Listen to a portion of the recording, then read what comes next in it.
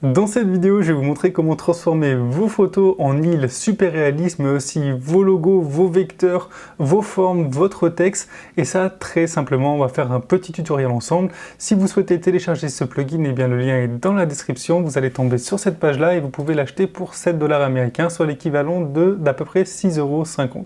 On se retrouve sur Photoshop où j'ai déjà téléchargé le plugin et j'ai présélectionné cette photo-là. Alors la première des choses à faire, ça va être de créer un nouveau calque qu'on va appeler Area. C'est très important de bien l'appeler A-R-E-A et de ne pas faire de faute d'orthographe pour que le logiciel le prenne bien en compte. Une fois fait, on se positionne sur ce calque-là, on utilise l'outil pinceau, donc brush tool, on sélectionne par exemple ce brush-là, la taille qu'on souhaite, et ensuite on va sélectionner la partie qu'on souhaite détourer et donc transformer en île. Par exemple, si je voulais que ce soit que mes yeux, eh bien je peux sélectionner mes yeux tout simplement comme ça. Alors si je veux sélectionner l'ensemble de la photo, il me suffit de colorier l'ensemble de la photo. Donc moi je vais sélectionner que le visage. Donc aussi par rapport à la couleur, peu importe, vous pouvez prendre n'importe laquelle des couleurs pour le brush. Ça n'a pas d'importance. Une fois le tour fait, je peux agrandir un peu la taille de mon brush pour colorier l'intérieur plus facilement et plus rapidement. Et ça y est, là on a fait la grande majorité du travail. On clique ici sur cette petite icône là, puis sur Window, puis Actions. Et là on va sélectionner du coup le répertoire Iceland Photoshop Action.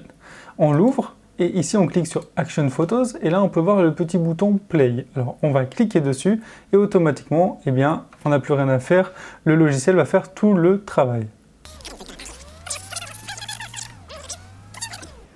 Ça y est, le résultat vient d'arriver. Vous allez voir, c'est assez réaliste. Je vais zoomer dessus pour qu'on voit un peu plus en détail.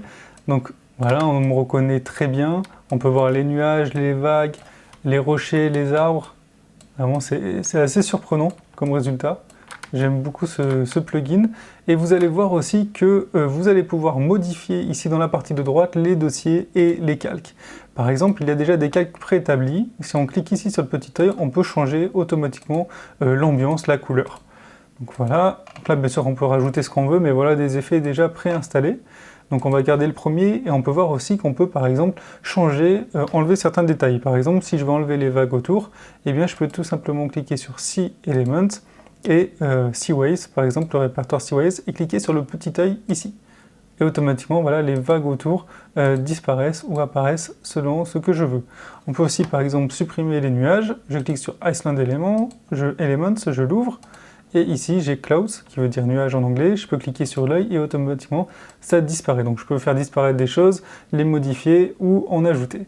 Voilà, j'espère que ce petit tutoriel vous a été utile. N'hésitez pas à télécharger le plugin, le lien est dans la description. Et je vous dis à très vite pour de nouvelles trouvailles.